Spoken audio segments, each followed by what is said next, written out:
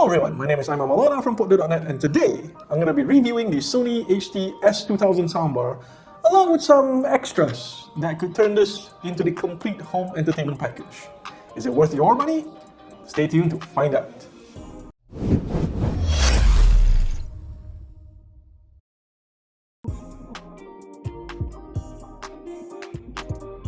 We're going to start off things with the unboxing. Now here we have the box for the Sony HT-S2000 soundbar. It comes in a rather long box, so you know it's just the soundbar with its respective accessories.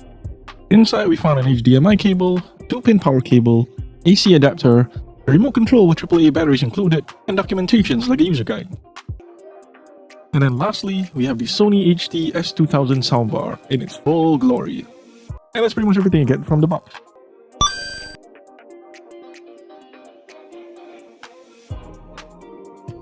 Now, setting up the soundbar is pretty easy, as all you need is the new Sony Home Entertainment Connect app, available on both Android and iOS.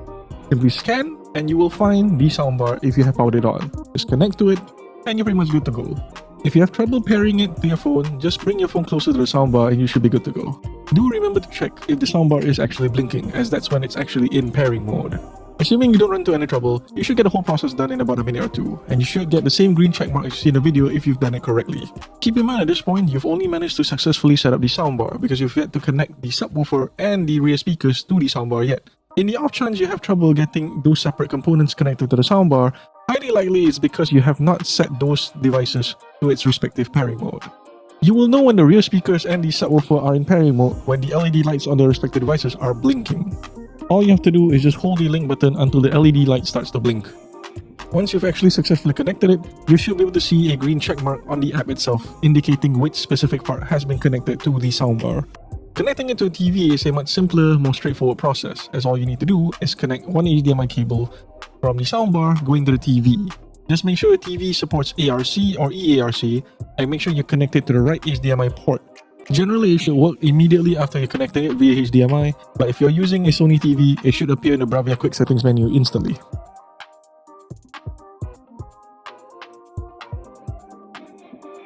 Now let's talk about how the Sony HT-S2000 soundbar performs.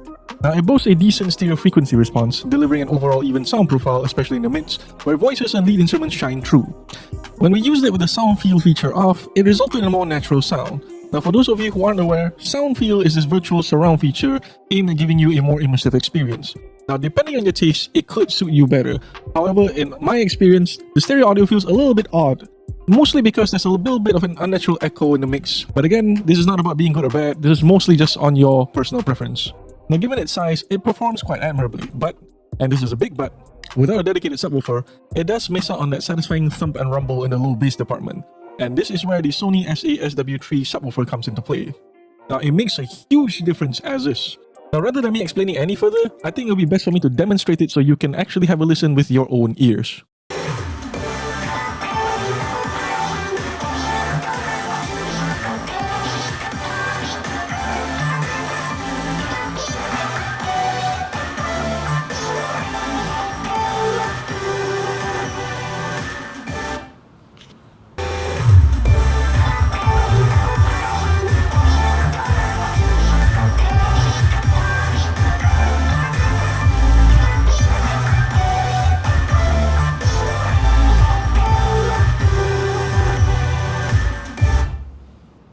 Now as you can tell, having the subwoofer together with the soundbar actually makes a huge difference.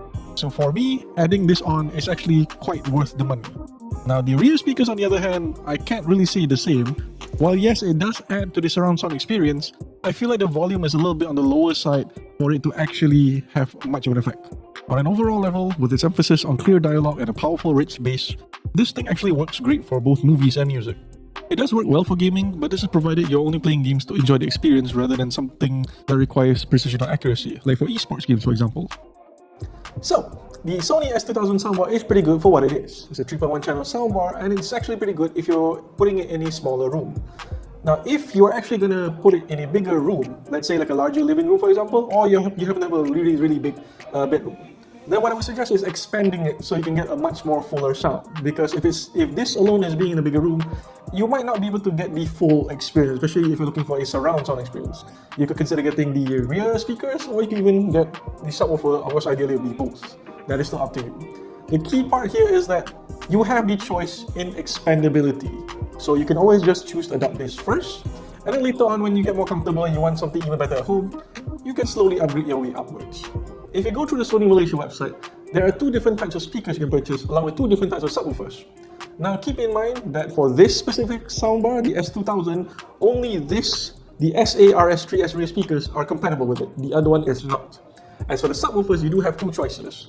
The same one that we've been testing on video, which is the Sony SA-SW3 subwoofer, but there's also the higher end SA-SW5 subwoofer. Now, the key difference between the two is that the SW5 has a bigger boom, more room-shaking bass, as I would say, which might be a little bit overkill. So if you're staying in a condo, you don't really want to disturb your neighbors too much, or don't want to cause a noise disturbance, I would recommend going for the SW3, which is pretty good for what it is. But if you want to go for the best experience possible, then yes, by all means, you can always go up for the SW5. Now, that's all from me for now. My name is Aiman Maulana from Pokde, and I'll see you guys again next time.